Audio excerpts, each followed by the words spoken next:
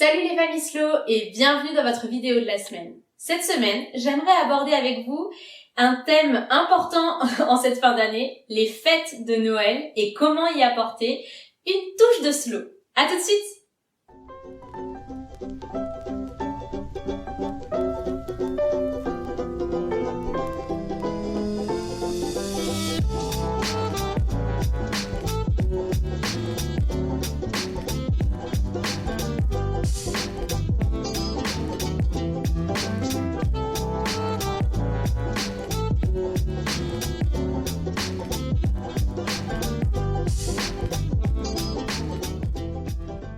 Ça y est, nous y sommes, le décompte a déjà commencé.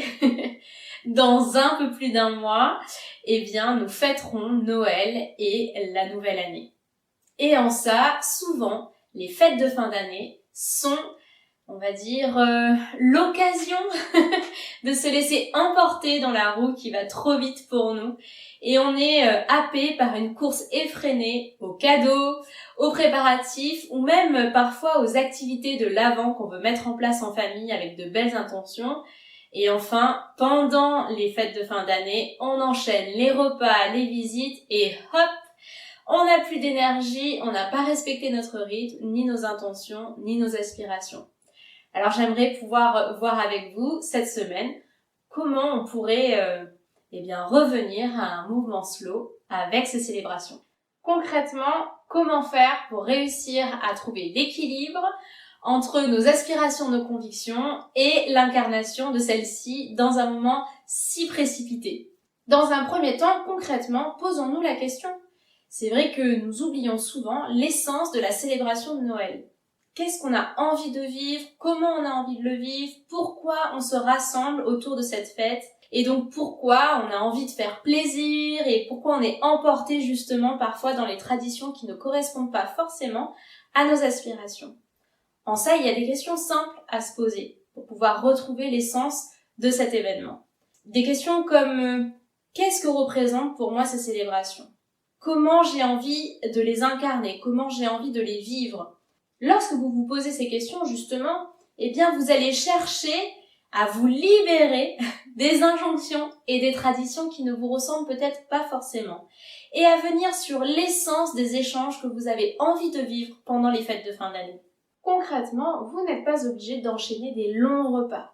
Vous pouvez proposer justement des moments un peu d'exception, parfois pas forcément aussi longs que les grandes réunions de famille.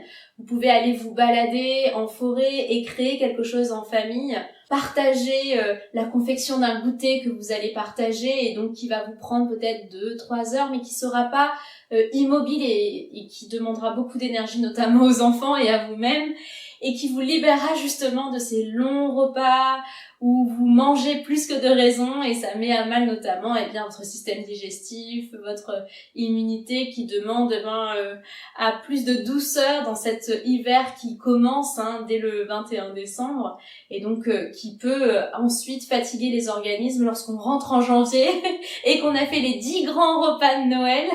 C'est vraiment aussi pouvoir se libérer et s'autoriser à faire autrement et à justement vivre son propre mouvement aligné sur ses aspirations. Et vous allez voir que ces instants-là sont peut-être encore plus riches en partage, d'où parce que des fois quand on se retrouve face à face à une table, on va parler des choses qui sont peut-être plus titillantes, si vous voyez ce que je veux dire. Quand on fait des choix différents, parfois les réunions de famille peuvent être éprouvantes pour chacun. Et donc, ramener de la légèreté autour de ça, d'une célébration, de la joie de partager un moment que personne n'a jamais vécu ensemble, ça peut être aussi une solution pour vivre ces réunions familiales de manière légère, douce et harmonieuse. Concernant les différentes croyances auprès des enfants. Père Noël, pas Père Noël, cadeau, pas cadeau, une montagne de cadeaux ou très peu de cadeaux. J'ai envie de vous dire, laissez-vous porter par ce qui est juste pour vous. N'hésitez pas à dire vraiment ce en quoi vous croyez, ce en quoi il est essentiel pour vous de faire vivre et de partager avec vos enfants. Parfois, il suffit d'être très précis en fait sur ce qu'on a envie de vivre, de faire vivre, de transmettre à nos enfants pour permettre aux gens de se positionner et de ne pas subir en fait ce positionnement comme une attaque. Donc je vous propose en fait de vous poser la question, qu'est-ce que vous avez vraiment envie de transmettre et de faire vivre à vos enfants pendant cette période-là, et donc comment vous avez envie de le matérialiser. Parfois, un super cadeau de Noël, c'est aussi un moment partagé ensemble, une expérience vécue ensemble, et ça peut être aussi justement ramener l'essence de cette fête qui est avant tout de faire plaisir à l'autre, et donc de rendre acteurs aussi les enfants de ce moment-là et de ce sentiment-là et de cette action pour les gens qui les entourent. Donc peut-être que lorsque vous vous posez la question sur qu'est-ce que vous avez envie de faire vivre à vos enfants, peut-être que vous avez en effet envie de leur partager en fait un moment de confection, un savoir-faire, un savoir-être qu'ils vont pouvoir offrir à leur tour à leur entourage. Enfin, ça c'est que des idées, hein, puisque vous savez que avant tout ce que j'ai envie de vous transmettre, c'est de pouvoir vous libérer des injonctions, des traditions ou alors des choses qui ne vous appartiennent pas pour être le plus possible alignés sur ce que vous avez envie de vivre et de transmettre à vos enfants. Bref, s'il y a un mot d'ordre que j'ai envie de vous donner pour vivre ces fêtes de fin d'année en mode slow, c'est de vous autoriser à dire oui, non, ça c'est juste pour moi, voilà ce que j'ai envie de vivre, voilà comment j'aimerais le vivre avec toi, avec amour, avec joie, avec légèreté. Offrez-vous de la légèreté pour ces fêtes de fin d'année et libérez-vous de toutes les injonctions de célébration. Allez, je vous souhaite de très belles fêtes de fin d'année et je vous dis à la prochaine pour une autre question.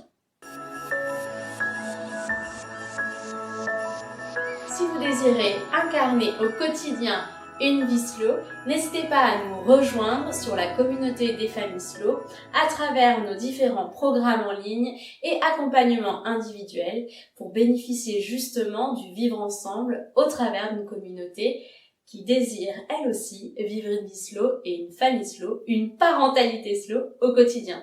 Je vous dis à très vite sur la communauté et sur notre site www.unevie-slow.fr. À la semaine prochaine!